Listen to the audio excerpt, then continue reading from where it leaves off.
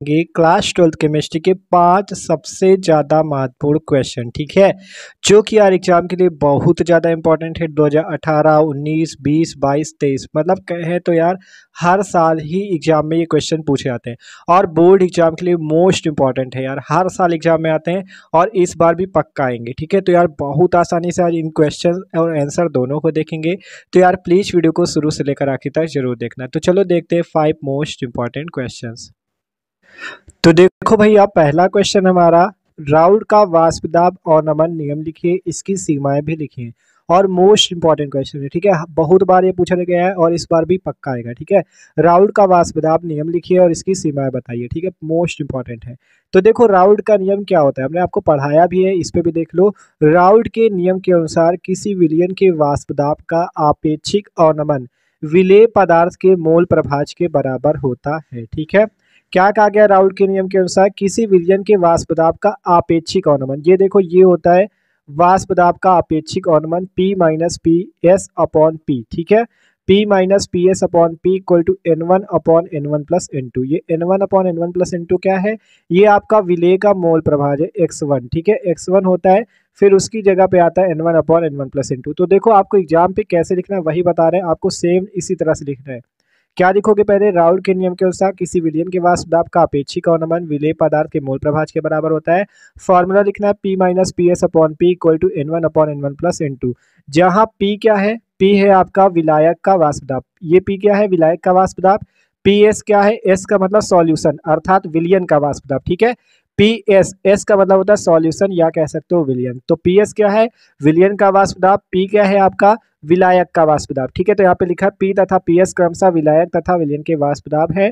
और N1 और N2 क्या है, देखो N1 जो है आपका ये विलेय के मोलों की संख्या है और N2 जो है विलायक के मोलों की संख्या है, ठीक है। देख लो यहाँ पे P तथा PS क्रमशः विलायक तथा विलयन के वाष्प दाब है, N1 और N2 जो है विलेय तथा विलायक के ग्राम अणुओं की संख्या कह सकते हो या मोलों की संख्या, ठीक है। N1 और N2 आपके क्या है, मोलों की संख्या है। तो ये चीज सिंपल समझ सकते हो। तो ये है राउल्ट का वाष्प दाब अवनमन नियम। अब इसकी सीमाएं देखो, क्योंकि सीमाएं बहुत इंपॉर्टेंट है, यही मेन होती है, ठीक है, ये भी पूछी जाती है। तो देखो पहली सीमा क्या है, मतलब सीमाएं का मतलब ये कहाँ तक सीमित है राउल्ट का नियम। तो राउल्ट का नियम तनु विलयनों पर लागू होता है, सांद्र विलयन पर लागू नहीं होता, ठीक है।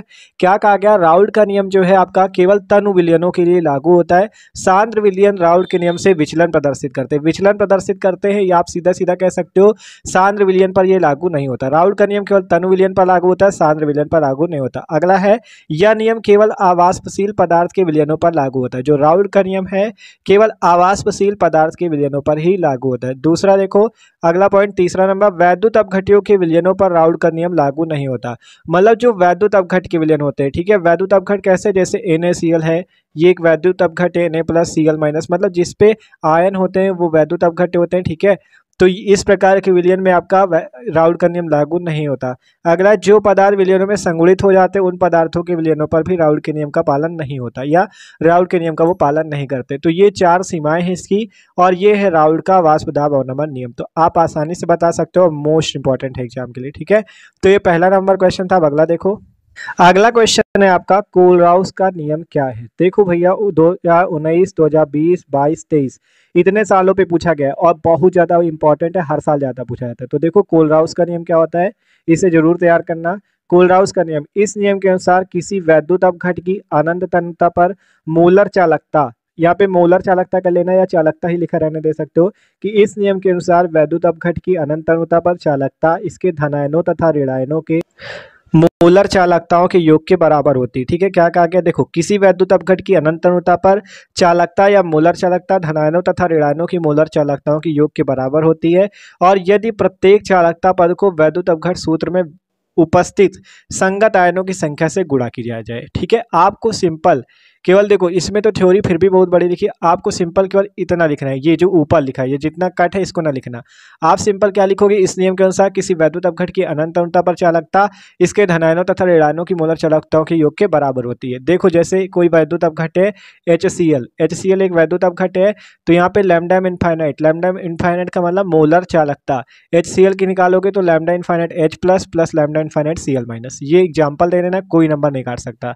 अगर पूरा लिखना चाहो तब भी लिख सकते हो, सिंपल ये पूरी थ्योरी है और ये उदाहरण आपको दे देना है। मतलब ये भी लिख सकते हो, यदि प्रत्येक चालकता पद को वैद्युत अपघट्य सूत्र में उपस्थित संगत आयनों की संख्या से गुणा किया जाए। ठीक है, तो ये कोलराउस करें मोस्ट इंपॉर्टेंट है। अगला क्वेश्चन देखो, अगला क्वेश्चन भैया आपका फैराडे का वैद्युत अपघटन का प्रथम और द्वितीय नियम, ये बहुत ज्यादा पूछे जा रहे हैं इस समय। ठीक है, तो इनको भी आपको तैयार करना है। देखो फैराडे का प्रथम नियम क्या है, इस नियम के अनुसार वैद्युत अपघटन की प्रक्रिया में किसी इलेक्ट्रोड विशेष पर मुक्त अथवा एकत्रित पदार्थ का द्रव्यमान विलयन में प्रवाहित की गई वैद्युत की मात्रा के समानुपाती होता है। ठीक है, वैद्युत की मात्रा के समानुपाती होता है। क्या कहा गया, इलेक्ट्रोड विशेष पर मुक्त अथवा एकत्रित पदार्थ का जो द्रव्यमान होता है वो किसके बराबर होता है, प्रवाहित की गई वैद्युत की मात्रा के समानुपाती होता है। ठीक है, तो ये फैराडे का प्रथम नियम है। दूसरा नियम देखो क्या होता है आपका, ठीक है, एक काम करना, यहाँ पे इसके नीचे फॉर्मूला भी लिख लेना, W प्रोपोर्शनल होता है Q के। ठीक है, यही होता है कि मतलब जो मुक्त पदार्थ की मात्रा W होती है वो किसके समानुपाती होती है, कुल आवेश Q के। ठीक है, W है यहाँ पे द्रव्यमान, Q है आवेश। तो ये चीज लिख लेना कि विद्युत अपघटन की प्रक्रिया में किसी इलेक्ट्रोड विशेष पर मुक्त पदार्थ का द्रव्यमान विलयन में प्रवाहित की गई वैद्युत की मात्रा या कुल आवेश के समानुपाती होता है। अब अगला देखो क्वेश्चन आपका क्या है, अगला है द्वितीय नियम। क्या होता है फैराडे का, तो देखो इस नियम के अनुसार जब श्रेणी क्रम में जुड़े विभिन्न वैद्युत अपघट्यों के विलयनों में समान मात्रा में वैद्युत प्रवाहित की जाती है तो इलेक्ट्रोडों पर मुक्त या एकत्रित पदार्थों के द्रव्यमान उनके तुल्यांकी भारों के समानुपाती होते हैं। ठीक है, मतलब जब श्रेणी क्रम में बहुत सारे आपके वो सेल लगे हों, ठीक है, श्रेणी क्रम में जुड़े विभिन्न वैद्युत अपघट्य कहा गया ना, जब आपके एक से ज्यादा वैद्युत अपघट्य हों और श्रेणी क्रम में जुड़े हों तो विलयनों में समान मात्रा में वैद्युत प्रवाहित की जाती है तो इलेक्ट्रोडों पर जो मुक्त या एकत्रित पदार्थों के द्रव्यमान होते हैं उनके तुल्यांकी भारों के समानुपाती होते हैं।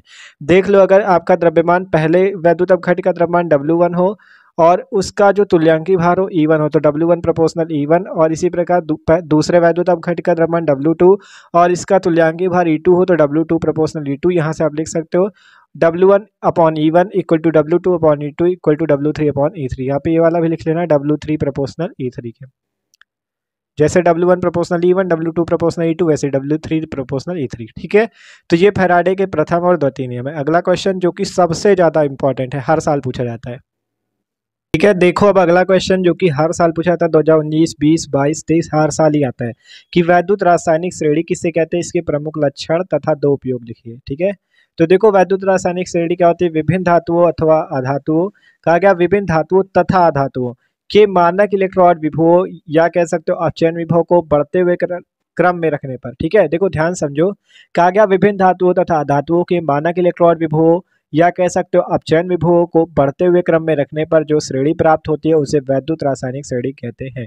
वैद्युत रासायनिक श्रेणी क्या होती है, मतलब आपको क्या करना है, तत्वों कह सकते हो सिंपल धातुओं तथा अधातुओं को अगर मानक अपचयन विभव के बढ़ते हुए क्रम में रखा जाए तो जो श्रेणी प्राप्त होती है उसे वैद्युत रासायनिक श्रेणी कहते हैं। तो आप देखो इसके वैद्युत रासायनिक श्रेणी के लक्षण क्या क्या है। पहला लक्षण, श्रेणी में ऊपर से नीचे की ओर जाने पर, अगर आप श्रेणी में ऊपर से नीचे की ओर जाते हो तो तत्वों की अपचयन क्षमता घटती है, जबकि नीचे से अगर ऊपर जाते हो तो अपचयन क्षमता बढ़ती है। मतलब जो वैद्युत रासायनिक श्रेणी होती है, अगर नीचे से ऊपर से नीचे आते हो, कहा गया देखो वैद्युत रासायनिक श्रेणी में ऊपर से नीचे की ओर जाने पर तत्वों की अपचयन क्षमता घटती है, लेकिन अगर नीचे से ऊपर चले जाओ तो अपचयन क्षमता बढ़ती है। दूसरा नंबर, हाइड्रोजन से ऊपर के सभी तत्व अम्लों से अभिक्रिया करके हाइड्रोजन गैस मुक्त करते हैं, जबकि नीचे वाले तत्व अम्लों से अभिक्रिया करके हाइड्रोजन गैस मुक्त नहीं करते। तो ये दो लक्षण हो गए। और लक्षण देखो, अगला है हाइड्रोजन से ऊपर के सभी तत्व। देखो क्या कह रहा है, हाइड्रोजन से ऊपर के सभी तत्व जल या भाप के साथ क्रिया करके H2 गैस देते हैं। मतलब जो वैद्युत रासायनिक श्रेणी हमने आपको पूरा पढ़ाया हुआ है, ठीक है,